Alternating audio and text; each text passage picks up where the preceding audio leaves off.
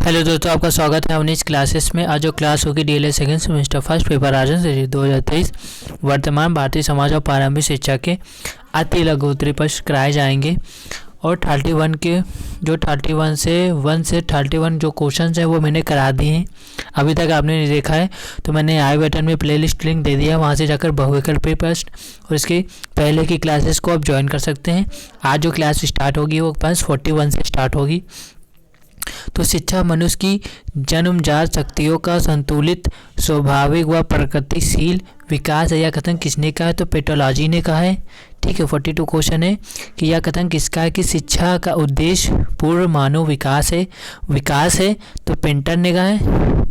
43 question है कि आदर्शवाद के अनुसार किस जगत का महत्वपूर्ण स्थान है? तो आध्यात्मिक जगत का है। 44 क्वेश्चन है कि आदर्शवाद के अनुसार ब्रह्मांड की रचना किस शक्ति से हुई है? तो आध्यात्मिक शक्ति के द्वारा ही हुई है। आदर्शवाद के अनुसार ब्रह्मांड की रचना किस शक्ति से हुई? तो आदर्शवाद के अनुसार ब्रह्मांड की रचना आध्यात्मिक शक्ति के द्वारा हुई है।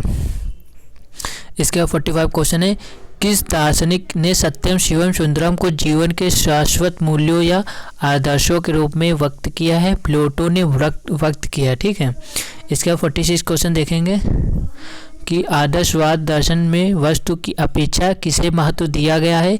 तो आदर्शवादी दर्शन में वस्तु की अपेक्षा विचारों को महत्व दिया गया है। ठीक है, विचारों को महत्व दिया गया है। 47 क्वेश्चन है कि प्रश्न विधि के जनक कौन है? तो प्रश्न विधि के जनक सुकरात हैं।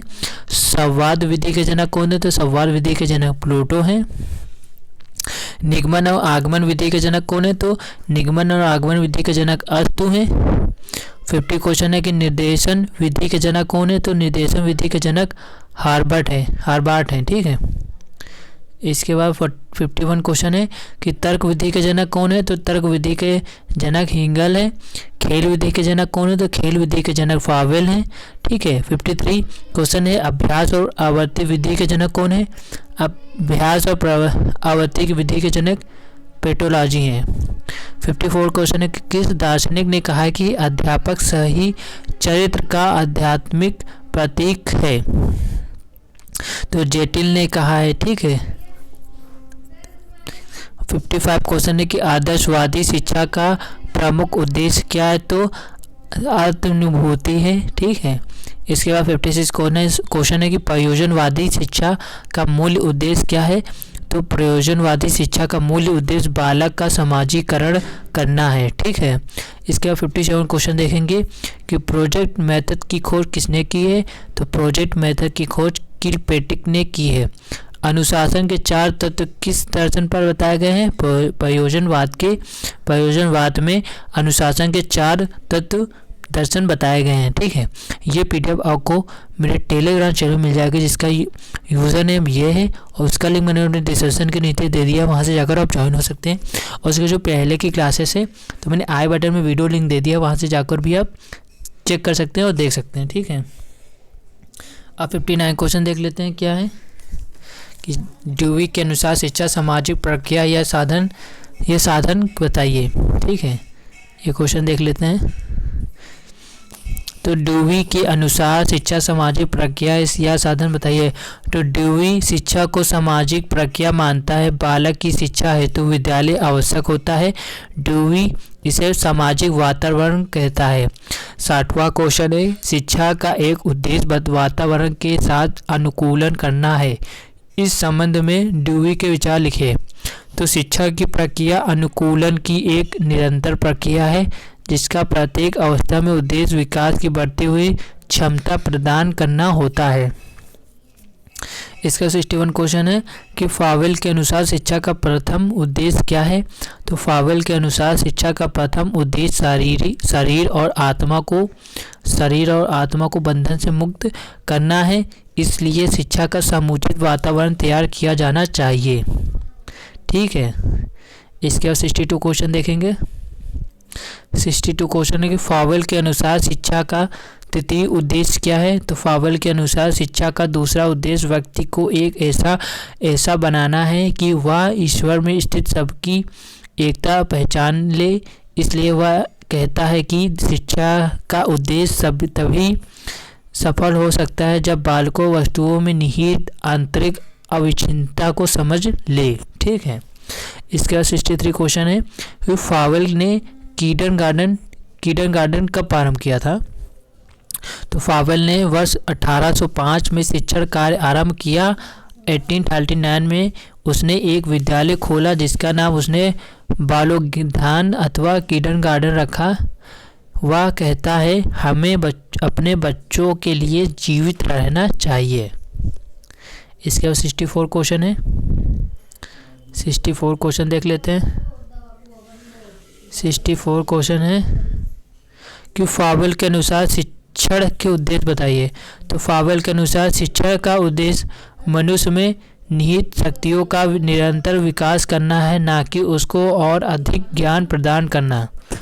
इसका 65 क्वेश्चन है मॉन्टेसरी पद्धति का सिद्धांत क्या है? तो मॉन्टेसरी का कथन है कि बालक एक शरीर है जो बढ़ता है, एक आत्मा है जो विकसित होती है। विकास के इन दोनों स्वरूपों को ना हमें कुरूप बनाना चाहिए और ना ही उन्हें दबाना चाहिए, परंतु उस समय की प्रतीक्षा करनी चाहिए जब किसी शक्ति का क्रम के अनुसार विकास हो। ठीक है।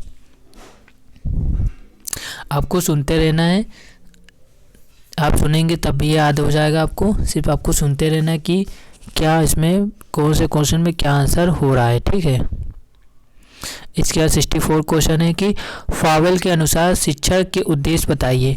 तो फावेल के अनुसार शिक्षण का उद्देश्य मनुष्य में निहित शक्तियों का निरंतर विकास करना है, ना कि उसको और अधिक ज्ञान प्रदान करना। मॉन्टेसरी पद्धति का सिद्धांत क्या है? तो मॉन्टेसरी का कथन है कि बालक एक शरीर है जो बढ़ता है और आत्मा है जो विकसित होती है, जो मैंने अभी बताया था। विकास के इन दोनों स्वरूपों को ना हमें कुरूप बनाना चाहिए और ना ही उन्हें दबाना चाहिए, परंतु उस समय की प्रतीक्षा करनी चाहिए जब किसी शक्ति का क्रम के अनुसार विकास हो। इसके बाद 65 क्वेश्चन देखेंगे। 66 क्वेश्चन देखेंगे।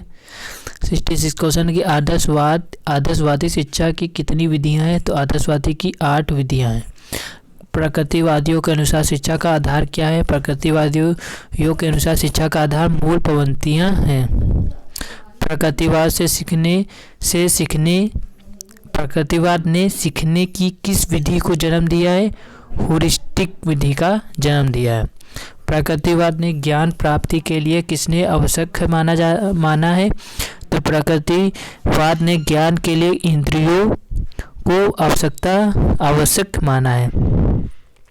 अब इसमें मेन पॉइंट याद रखिए ताकि आपको सॉल्व करने में आसानी, याद करने में आसानी रहेगी। जैसे पूछा है प्रकृतिवाद ने ज्ञान प्राप्ति के लिए किसने आवश्यक माना है, तो आप पढ़िए इंद्रियों में, तो हो जाएगा कि प्रकृतिवाद ने ज्ञान के लिए इंद्रियों को आवश्यक माना है। 70 क्वेश्चन है कि प्रकृतिवाद ने किसके महत्व को अस्वीकार किया? तो प्रकृतिवाद ने आत्मा और परमात्मा के महत्व को अस्वीकार किया है। इसमें इतना इम्पोर्टेंट है। इसके बाद 71 क्वेश्चन है प्रकृतिवाद के कितने रूप बताए गए हैं? तो प्रकृतिवाद के 3 रूप बताए गए हैं। ठीक है। कितने रूप बताए गए हैं? 3 रूप बताए गए हैं। ये PDF आपको मेरे टेलीग्राम चैनल मिल जाएगा जिसका URL ये है। इसका लिंक हमने अपने डिस्क्रिप्शन के नीचे दे दिया, वहाँ से जाकर आप डाउनलोड कर सकते हैं। आप जैसे ही स्मॉल लेटर में अपनी क्लासेस लिखेंगे तो आपकी PDF ओपन हो जाएगी। और इसके जो पहले की क्लासेस है मैंने आई बटन में वीडियो लिंक दे दिया, वहाँ से जाकर भी आप ज्वाइन हो सकते हैं। इसके बाद देखेंगे 72 क्वेश्चन। 72 क्वेश्चन क्या है?